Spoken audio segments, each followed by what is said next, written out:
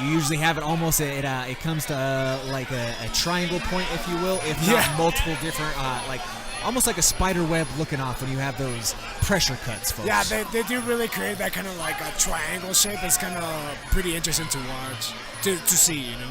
Certainly. Not fun to have them. But no, not fun to have. For the spectator side of things, you know, we're all here for the hostilities, right? Yeah, 100%. Man, I've seen some nasty cuts up close, just, you know, being around the fight game, man. They can get pretty gnarly. Oh, certainly. I mean, I've been sitting here at the broadcast table where I'm showered in blood by the end of the fight. Yeah. I think it was in a King of Sparta fight, but it was in the main event, and Dustin Jacoby versus Cody East was the bloodiest fight that I have ever been around. I remember that fight. I mean, anybody within a 10-foot radius of the cage that night was splattered. Yeah, that was a crazy fight. And now what you're saying with these guys, because they have double-digit fights, now they can fight without shin pads, and now they can really cause damage with those kicks.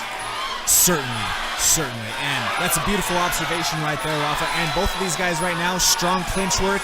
You're seeing that rotation where you see, you know, and a little bit of a dump right there on the head, but you know, it happens. Yeah, it happens. It happens. You know, I mean, they're both going with a head full of steam with a lot of momentum, and just sometimes limbs get caught up over each other. Yeah, and sometimes it's tossing and turning like that, and you kind of get into these weird scrambles where you end up in that kind of position. It looked like that right hand from Htoo connected. Yeah, it looked like it to me as well. Devon Scott needs to rotate and get his back off of the ropes right now.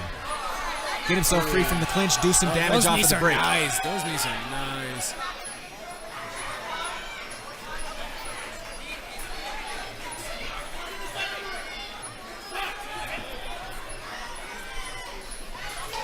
And again, I would really like to see some of these guys try to use their kicks a little bit more now that they don't have shin pads and stuff. You know? Definitely. And I think right on command, as you started saying, we saw them offer with the lower half at the very end of the round. A little bit, yeah, but I think now is the time to start head kicking more. Agreed.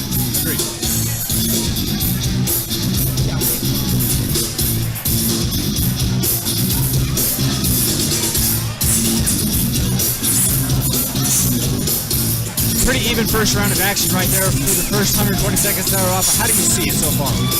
Pretty close ground. I kind of feel like I could go either way. I do feel like Scott started taking over towards the end, though. Agreed.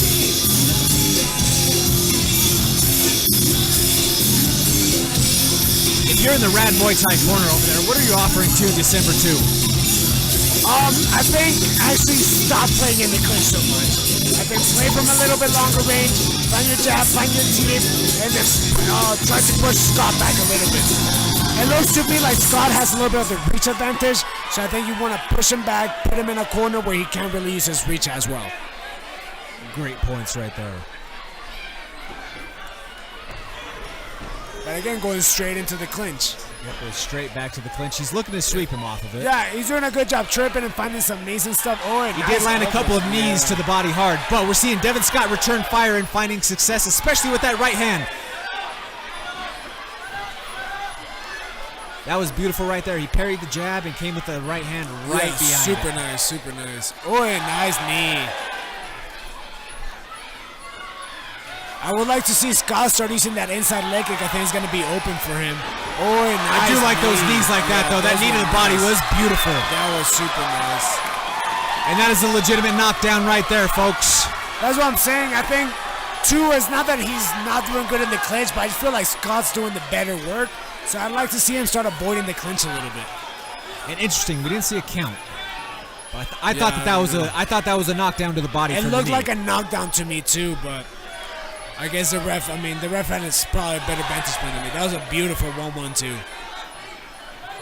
Oh, a nice knee.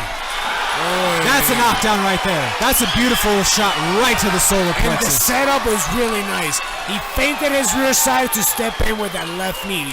Really, really nice setup.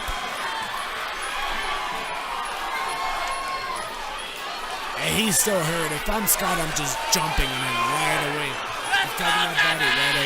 And just as you would imagine a veteran coach say, you see Sean Madden instruct his fighter to march forward. His fighter is in the strong position right now with his opponent hurt. He wants to see him put the foot on the gas and go for the kill. I would like to see him use his rear teep to the Oh, there's another one. Beautiful. Those knees to the body are incredibly damaging right now from Devon Scott. And again, this might be it right here. This might be it right here, folks. We are in the waning seconds of the count. Will December 2 answer? And that is it.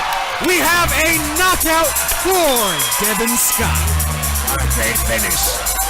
And I think you're right. I think that first drop that wasn't considered a countdown, I think that was from the body. And that's why I think they just kept hurting him because he was hurt from that original point right there. And I think that a lot of the setup that you mentioned early on for Devon Scott were what ultimately paid dividends for him in the long run. He used that march tactic coming from the rear side and was able to find those knees once they were up in tight range, and there was just no answer from December 2 for those knees. Yeah, he did a really good job. And man, it's tough, man. You get dropped to the body. It's tough to recover from that in such a short period of time, you know? Absolutely, and we have December 2 finally up to his feet right now.